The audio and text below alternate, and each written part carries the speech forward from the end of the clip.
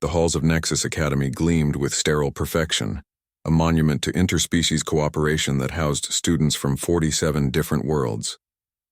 But beneath the polished floors and holographic banners proclaiming unity, the ancient cruelty of youth found new expressions. Remy watched from his seat near the back of the xenobiology classroom as 3 Kravaxian students cornered Zixtar by the supply lockers. The small Velusian trembled, his translucent skin flickering with colors that betrayed his fear, pale blues and grays that any empath could read like an open book.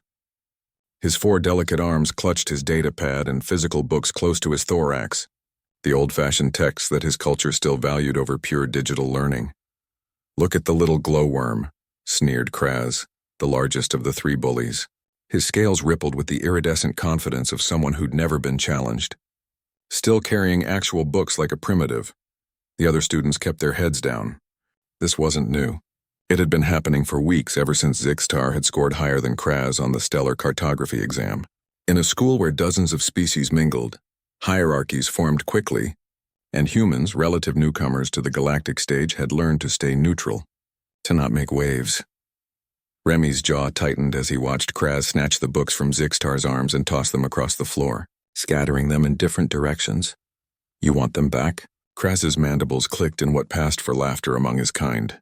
"Crawl for them. Show us how Velusians grovel." The classroom fell silent.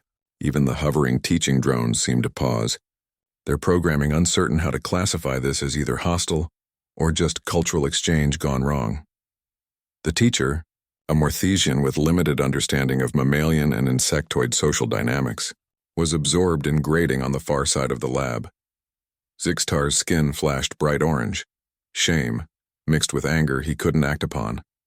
His species was peaceful, diplomatically powerful but physically fragile. 4 generations ago, Velusians had needed human protection during the Kravaxian border wars, a fact that Kraz's grandfather probably still resented. The small alien lowered himself toward the floor.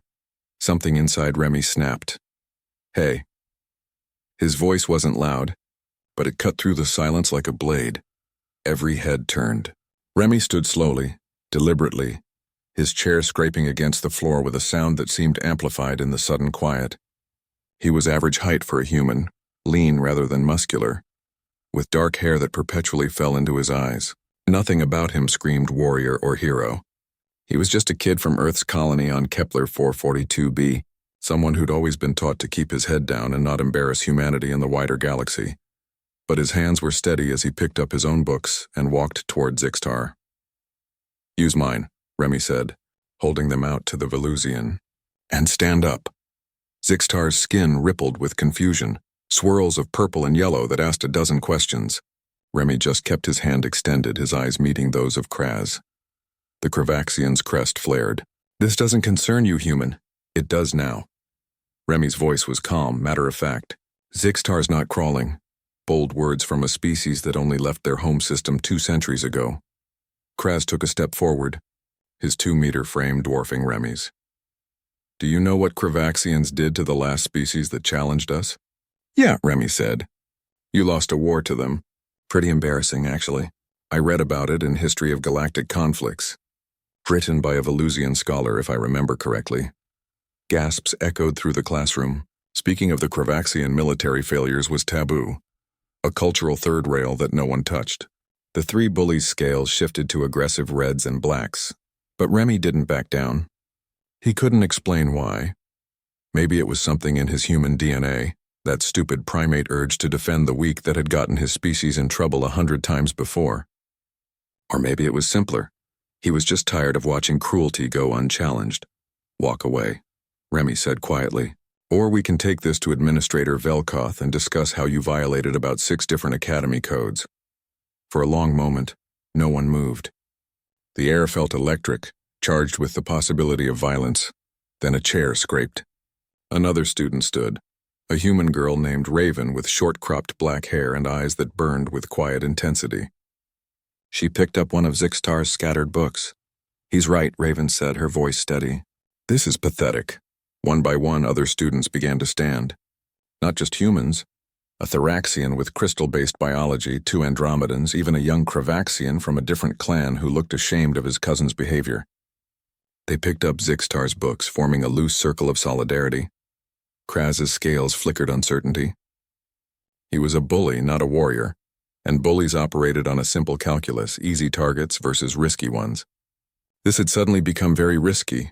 "This isn't over," he muttered, but his retreat was already underway, his cronies following. Remy turned to Zixtar, who stood trembling, his skin now showing colors Remy had never seen before. Golds and silvers that the data pad on his wrist translated as profound gratitude and confusion. "Why?" Zixtar's voice was like wind chimes. "You could have ignored this. Humans don't involve themselves in interspecies conflicts." Remy shrugged, suddenly feeling awkward with so many eyes on him. "Maybe we should start." Raven stepped forward, handing Zixtar his recovered books. "Someone once told me that the only thing necessary for evil to triumph is for good people to do nothing."